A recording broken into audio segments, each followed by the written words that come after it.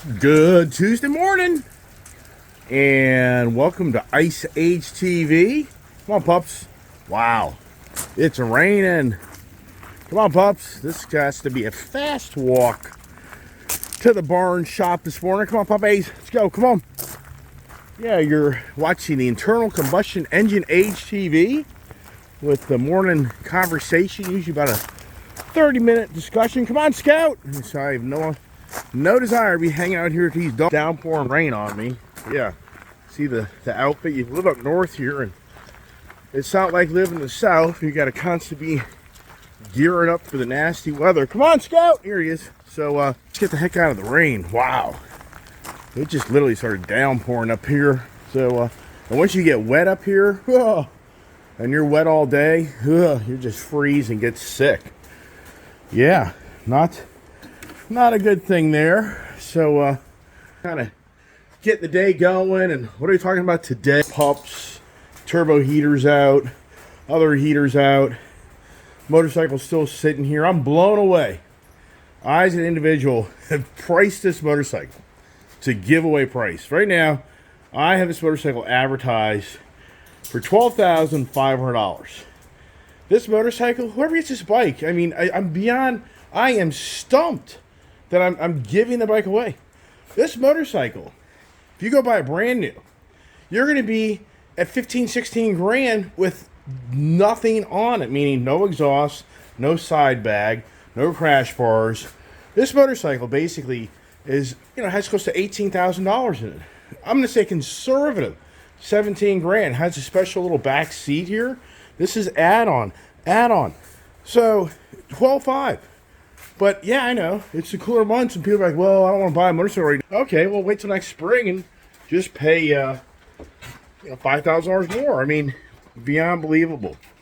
And that's kind of something that come on, pups, come on. Where's the other dogs? There they are. The rain and everything else. What's going on? What's the conversation, right?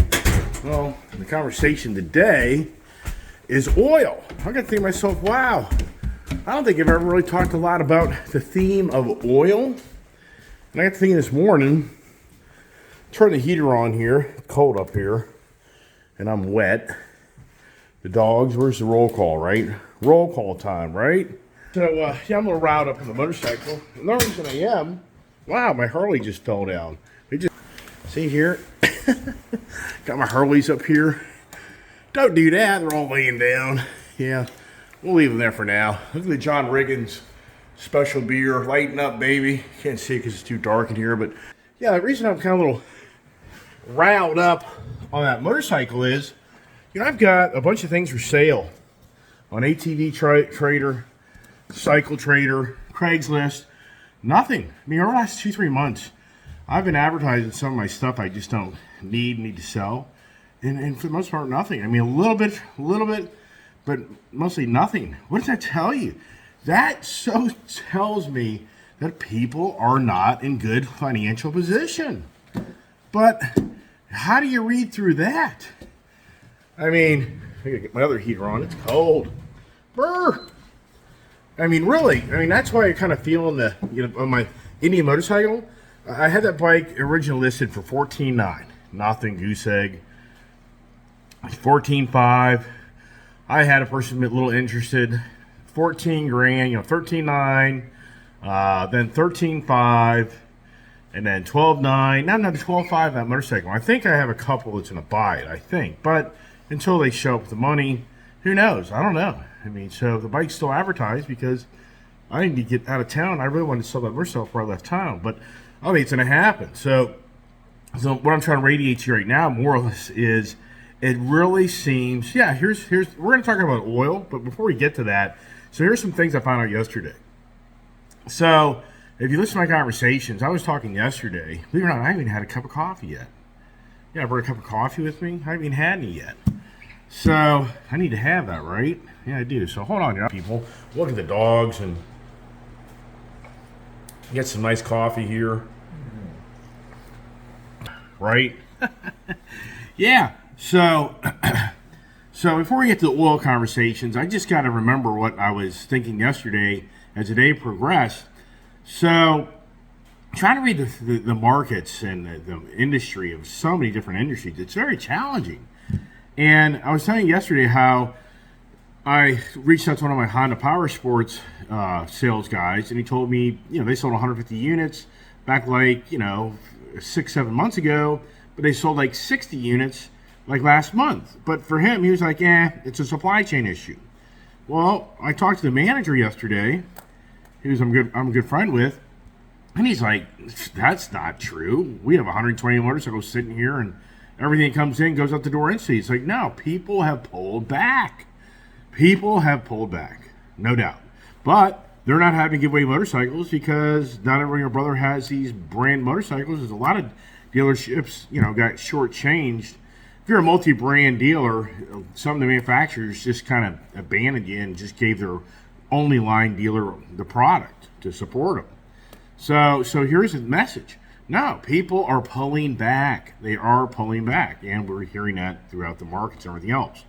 So the reason I thought of oil this morning was, first of all, I kind of came from the oil industry. My real career really took off in the oil industry. So this jacket's soaking wet. I bought this jacket at Costco, and it said it's kind of weatherproof. Yeah, right. It's soaked. This material here, I'm just getting through on this side. Yeah, it's just a junk jacket. Anyways, that's really where I came from. I came out of high school and I went to the automotive parts industry, and then from there I went into the oil industry. Initially, just being a kind of the gopher. I was the guy that was. I went back to school for just about a year part-time to kind of freshen up my reading skills and math skills, and had to take science and history, but just to kind of refresh myself. And I was maybe going to continue to take more years of college, but I just couldn't stay dedicated to it. But this job that I took gave me the opportunity to work part-time and go to school. So, but I was a gopher. I was a guy driving around a truck and delivering motor oils and 55-gallon drums of oil and setting up fuel tanks for on-site fueling for construction sites, and running around taking the boss's garbage to the dump or whatever, just to get me some hours. But I eventually evolved out of that into actually driving a fuel truck. And then over time, I kind of evolved out of that. I mean, I really kept on doing that the whole time I worked there. I was always the backup guy.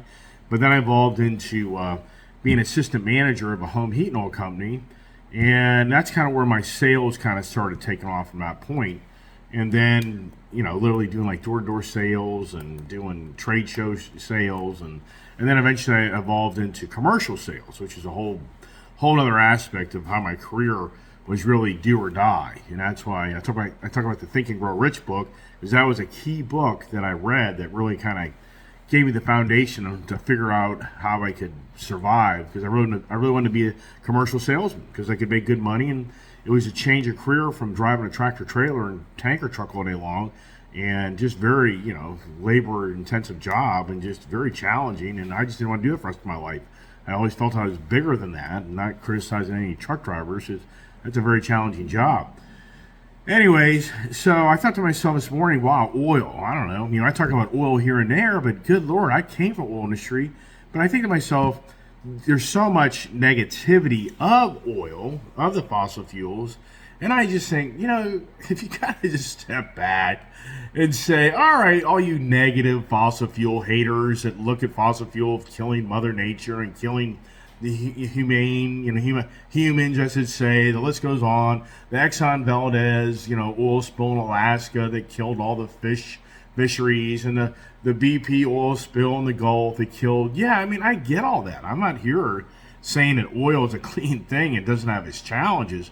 But I think at the same time, if you were to weigh the difference of what's been accomplished with oil versus the difference of what the harm it's done, could you sincerely say to yourself or anyone that oil's been more damaging than good?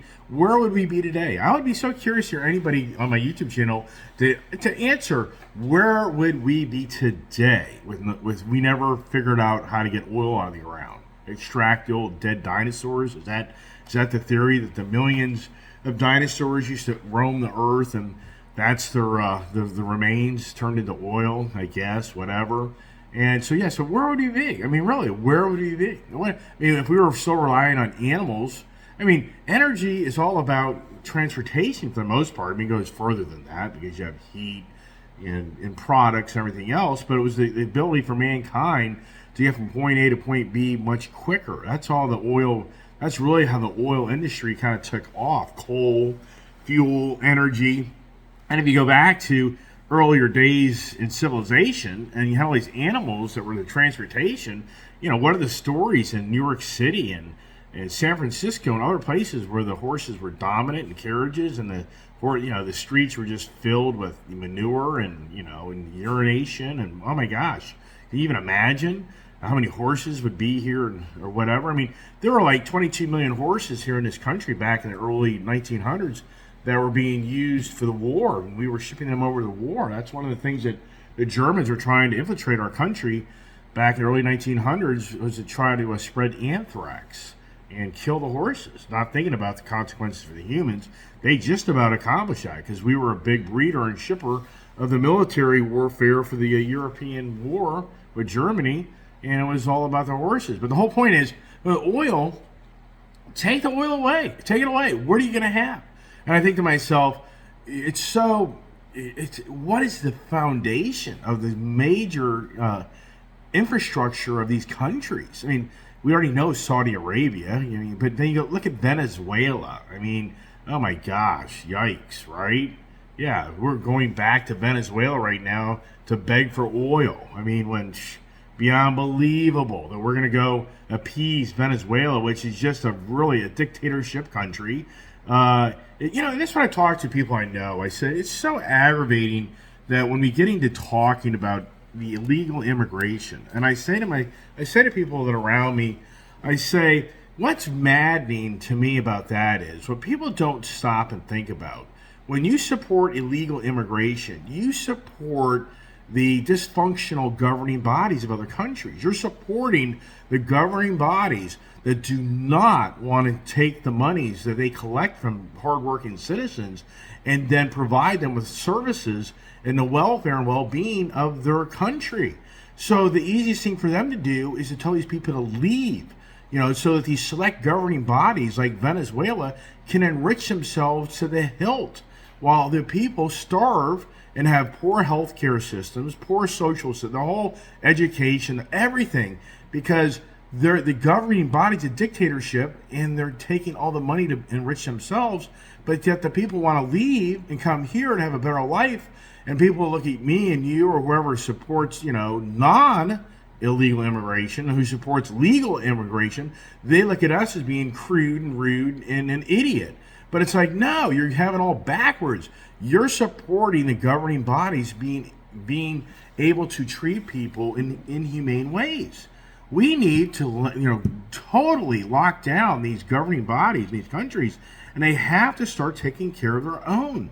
That's a huge problem. So illegal immigration, you're just supporting the problem, just like the inner cities. The government paying women to be pregnant, they're just supporting the problem of not taking responsibility. So how did that all go off track from oil to this? Well, it's because oil is the most dominant thing in the world that runs the world, and sadly, there's a lot of oil-rich nations that benefit from oil. I mean, does anybody remember Venezuela? Just for those that are maybe younger, Chavez, the borderline, the dictator of Venezuela, there was a man named Chavez who overthrew the presiding governing body years ago.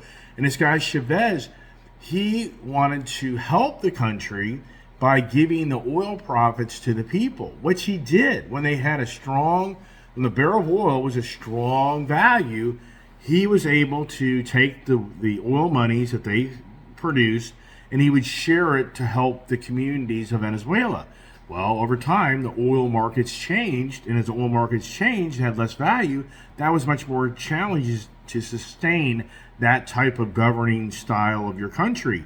And then sadly, or maybe happily for some, Chavez died of cancer, and he gave his position to Maduro, basically a guy that was a janitor that has taken over Venezuela's powers to be, and he's corrupt and a dictator like we've never seen, or we have seen. And he's the one who's been running that country into the ground and has sacrificed the people to enrich himself. So the Venezuela thing is all about us putting economic sanctions on them, and we literally kicked he took our oil executives and put them in prison, just so you know, because we got so radical on shutting down their oil exporting to our country and doing business with them that he literally took executives in Venezuela that were sitting high executives for major oil companies and threw them all in jail. They just got out of prison, they were in prison like 5 years. They just got released here recently. So, but the whole point is we're going back to Venezuela because it's all about the Russia oil. I've talked about the Russia oil numerous times on my channel about how December 5th would be the day of the sanctions begin, and the world, the EU, the world bodies have come to closure that the $60, I think it's really high. I think it's ridiculous. They set a $60 barrel oil value on oil that if Russia gets caught selling the oil, they can only be paid $60. Oh my God, are you kidding me? They should have set the barrel of oil at $20. $60 is not going to run Russia into the ground. We are right now at $71 or $74 barrel oil. I can only hope people go back to my YouTube channel this past summer. And I talked all summer long that the $5, $6 gas won't last, that the $3 gas will be back, that the $70, $80 barrel oil, maybe even $60 barrel oil will be back. It'll be back. I said this. I did preach this and predict it. Guess what? The markets right now, there's total confusion beyond confusion. The markets yesterday, from all the good news of the job growth, people are spending money, and China's coming back online. Maybe they're kind of starting to get their act together, but maybe they got to kind of stop being so mean to everybody and let people go back to work without worrying of dying every day from a virus. So the markets yesterday took a big collapse, and the barrel of oil went right with it, even though technically, as of today, starting yesterday, the world market doesn't have Russia oil to technically buy legally anymore. And if you're caught buying it illegally, Russia's only allowed to be compensated for $60 a barrel of oil. Oh, wow, but we're already at like $70 barrel oil. And when it's all said and done, I said we probably have $60 barrel oil by the end of the year, maybe going the first part of winter. Right. So how is that a hardship on Russia? And now the whole point of bringing up Venezuela is this sitting administration's now going to Venezuela and saying, hey, guys, since Russia's coming off the market, we want to buy oil from you. So can you ramp up your production again? Yeah, can you do that for us? I know you're a dictator and you treat your people like your policies are the worst, one of the worst in the world, and you're setting all your people up here to be our problem now. But hey, can you sell me some oil? But hey, every domestic oil company is here. You ain't pumping no oil because oil is a bad thing. It's a really bad thing. But oh, by the way, we need the oil. Wow. I mean, who is running this country? I mean, sincerely, someone's running this country into the ground. If you don't believe that, but why? Beyond believable. Yes, people are like, oh, that's radical. All right, well, for the record, has anybody witnessed what's happened here in the last few years? Inflation's gone through the roof. Hello? Illegal immigration has gone through the roof. Hello? Inner city crime is through the roof. Hello? Suburban crime is through the roof. Hello?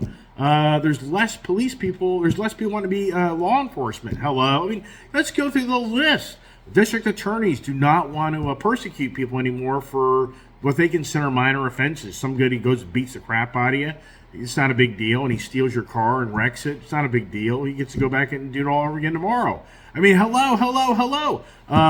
The Respect for the Marriage Act is probably going to get passed as it go through the House. Hopefully not. Because if the Respect for Marriage Act happens, hello, it isn't about you witnessing a man or woman getting married in church. It's that now the governing bodies have the power to shut down the church. Isn't church and state supposed to be separated? Hello? What? No. The state now can sue the church if a person wants to get married with his boyfriend And you don't want to do that. The state and them can sue you and shut you down, take your tax exempt status away from you. And oh, by the way, I think that bill also has that they're going to put 87,000 IRS agents in the streets to start auditing everybody to collect more money because they don't get enough money to spend as it is.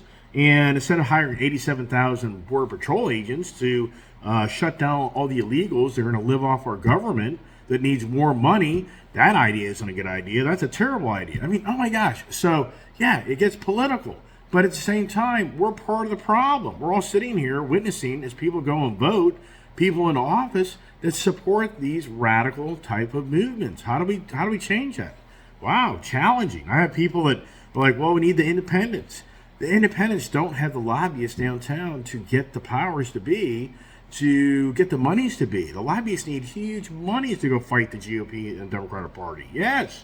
And then you have relationships with business already in with the Dems and the GOP. So as an independent, good luck. You ain't going nowhere. You're not the big time guy. This is like me showing up at the NHRA drag track with my freaking Scat Pack Challenger Gold Rush and saying I'm going to race you guys in the top fuel. Yeah, dude, you're nothing. You're nothing. That's the independent party. I mean, that's kind of, I think it's a good scenario, if you know what I mean. So, right. So, back to the oil. Here's oil that is now getting ready to trade but I was even telling you, and I was even listening to these other YouTubers on how we're going to be out of fuel. The speculations we're going to be out of fuel. I mean, even I said that here like a month ago. I was talking about, hey, maybe January, maybe February or March, because Russia's been taken out of the market, does that create refinery issues? And are we going to be looking at maybe pockets of gas stations being out of fuel? Well, the market right now doesn't see that happening at all because the barrel of oil has gotten so cheap. It's gone for the $120 barrel of oil this past spring. Now it's close to half. What is going on, right? And then you look at, I was reading this morning, I've always been wondering about the real estate market. And here's something to think about for me. I was in the era back in the 80s. I used to drive downtown D.C.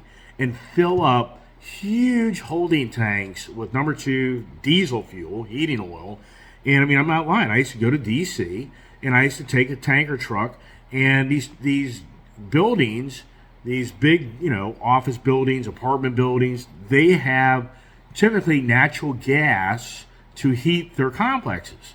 But in the dead of winter, when we have extremely cold weather, the natural gas company will notify the property manager and say, look, you need to go to your backup energy. And typically it's number 2 oil. It's even number 6 oil. There was even number 6 oil, which is like tar, that some of these buildings back in the 80s would run off of. So they may have 20,000, 30,000 gallon fuel tanks underground in these properties in downtown. It's prevalent all over the country back in the 80s and early 90s, and probably is a little today, but more so not so much.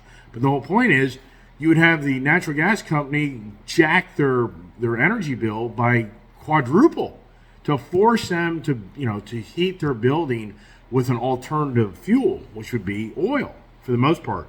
So I used to drive downtown back in the 80s, and I would deliver fuel to these big underground fuel tanks. And one time, one guy filled up the sewer. Yes, no lie. One guy it was bad. Back in the day, the Potomac River, there's so many oil spills in that river that you can't even believe, and stories. But the reason I'm bringing up the real estate is here is Swift Capital. I think that's the name of the holding group. And you have Blackstone. I've always been thinking since the pandemic, what's going to happen to these big office buildings?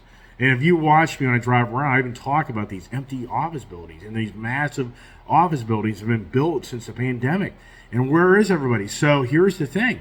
The investors are pulling out of the real estate market. The investors see the painting on the wall. The challenge of, the remote from home work is huge, and it's growing. And then for the people buying things through the internet and not needing a mom and pop shop to go down the street to buy something is growing as well. So the whole real estate, the brick and mortar thing is really crumbling in front of our eyes, more so than ever. What people don't know is that there's so many long-term contracts for real estate deals. So if you go and you're a business and you rent a big building, you have to commit to like a 5 or 10 year lease. You just can't do that year to year. It doesn't work that way. So, unbeknownst to most people, a lot of these buildings that are empty, they're still receiving rent from the businesses. But when these rents run out, these big businesses aren't renewing their rent because they've seen there's a better way to manage their business more efficiently, and economically it's huge. The downside is for all these major buildings that you see sitting around these buildings in these cities, especially in the prominent, work from home areas like the DC area, I believe like San Francisco, Los Angeles. There's like select markets where it's huge in the remote working. This area here, it's huge. What the traffic and everything else has changed since the pandemic. The point is, investors are pulling out. They're pulling out their money because they see the writing on the wall that these buildings are going to become worthless. If you don't know also is you have to pay the real estate taxes. The real estate taxes are still having to be paid whether the building's occupied or not. And that's worth. So what some people don't know, like we have an outlet mall up the road here from where I live. And I'm not lying to you. The real estate taxes on that outlet mall, it has like 100 stores. So real estate taxes can be valued too at how many tenants and renters. There's a lot of variables in how that works. But that location there is probably about $2 million a year in real estate taxes. So if you and I own that property, we need $1.8 million. We need $180,000 per month just to pay the real estate taxes. So between 100, if we have 100 renters, right, $180,000 divided by 100 renters, that's $1,800 a month. So a guy that comes in and bulks at $5,000 rent for this puny store, we're like, we need close to $2,000 a month because you have to have maintenance in the property. We need $2,000 a month at least just to cover our own end, without even making a cent. So the whole point I'm bringing that up is that some of these investment firms are notifying their investors they can't do quick withdrawals. They're not letting them empty their bank accounts out. They're literally notifying their investors, hey, we're putting stop withdrawals. You can only take out so much. Oh, wow. I mean, is 2023 really the year where everything just goes kaput? I don't know. My predictions on some things I think are kind of accurate, but on the other hand, my predictions I think are not so accurate. But at the same time, here's a great story. I'm watching an RV video guy, a guy that's a big-time long-term RVer and campground owner, and he's reached out to some big RV well-known person that knows the industry, and the reality is RV industry is not going down the path it's gone down before. They have this time round prepared for the worst. So apparently the RV industry, if anybody thinks it's in a shambles, supposedly it's not going to be in the shambles that's gone down the road before. Will it have some adjustment? Yes. But from this expert's point of view, and I know this, I heard these stories. A lot of the RV manufacturers idled their factories months ago and cut back production just to slow things down so the inventory just wouldn't be blown beyond blown. So the story from this RV expert is, he's probably like 70 years old. He's saying that the RV industry is not going to just sour. Apparently, in Florida alone, they need 60,000 RVs due to that storm.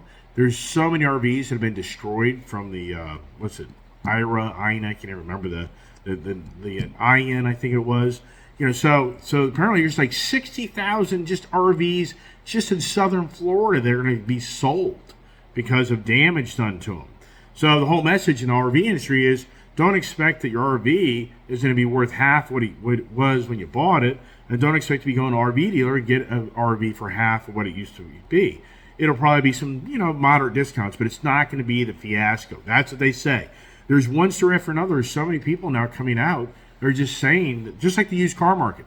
So the used car market apparently went up 50% in 2 years. The values of cars doubled. And right now, year to date, the value is down 18%. But think that through. If you bought a used car, and you paid double what it was, it's not like it's worth half now. So is that going to continue the path? With the new car market, they showed another thing too. This was on the Your Allied Alliance or whatever, the YAA channel. He also talked about how every car manufacturer has raised their rates. They had a whole graph of the different manufacturers, and like Ford had raised their cars close to like 11.9 or close to 12% in price increases. And they just went down the list. Toyota was like 5%. It was like Toyota was one of just a select few that didn't basically raise the price of their vehicles by 10-12%. What I'm trying to convey to you is, for a used car, your used car has value because all the new cars are going up in price. So maybe you pay double for a used car, maybe the value is 18% down, but if the new car market's staying high in their prices and holding high, I don't think the used cars are going to get killed that bad. It's all speculation. All right, I can talk all day. As you can tell, I'm a little riled up because the oil industry thing I think is pretty, for me, I said we'd have $67 barrel oil. I said we'd have $3 or less gas by the end of the year. I had a prediction we have a 20K down stock market. I don't see that happening. And yeah, the continued talk about the homes being foreclosed on, blah blah blah blah. But you know, it's crazy. Some of these YouTubers, they're so happy to see all this stuff going on. I mean, it's borderline just sad. There's a guy that Dan from I allegedly, he's like smiling that he's seeing that everything's going broke. I mean, I just think, wow, where we are in today's society, that you try to predict things, and as a human being, we all try to say things and do things. We're gonna hope that what we say and tell others kind of plays out, but if it doesn't, yeah, whatever. But to be joyful that you predicted that everybody's gonna be losing their house and their car, and that retail stores are closing left and right, and everybody's going to lose all their money in their investments, and to be happy about that and telling everybody and smiling. I mean, I just think, wow. Just tune in for all the smiling, doom and gloom. Well, where are we, right? It's just incredible. And I think more than ever, let's just go back to pre-pandemic. Is it really that bad? I mean, come on. I don't know. I think that the business model for so many businesses was so fake that you're just back to the good old days where it's challenging to be in business. All right, everybody. Thanks for watching the video. It's all about the oil. I could go into great depth more about oil, but I kind of go a little sideways here and there, and I know I do that. But what's the next adventure? And when am I going to Florida? Yeah, right, exactly. Oh, my gosh. And when I'm down in Florida, how do I do this? I don't really have like an office, separate from my parents' house. So how do I carry the conversations in Florida? I guess I'll go sit in my car in a driveway. You know what I mean? And then the neighbors will be walking by as they're walking their dogs, like, your son sits in the car and talks to himself every morning. I notice he goes out there, what am I do? Go up to the park or something? I don't know. That's what most guys do. They walk around. You never see their home. You ever notice a lot of YouTubers, they never show you their house. They never show you where they actually live.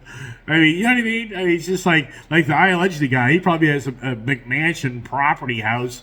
As he's telling everybody else, you're going to go broke, right? I mean, I have no idea. I'm just having fun. So, hey, Dan, if you watch my channel, which he doesn't know who the heck I am. That guy's too big. Anyways, thanks for watching Ice Age TV. All about the oil and many more conversations on that. But we'll leave it at that. I hope everybody has a great, blessed day. And stay tuned for some more adventures. God bless. Stay safe.